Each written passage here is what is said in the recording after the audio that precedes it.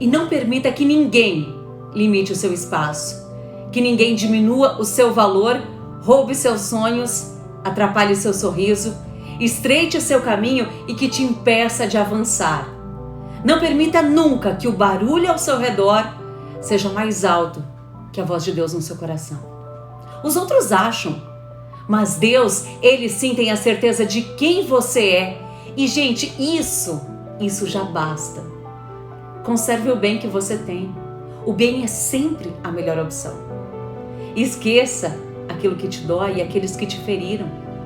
Passe mais tempo com quem você ama. Tire um tempinho, sabe, para você mandar uma mensagem para aquela pessoa que é especial na sua vida, para lembrar o quanto ela é importante para você. Demonstre amor, diga que ama.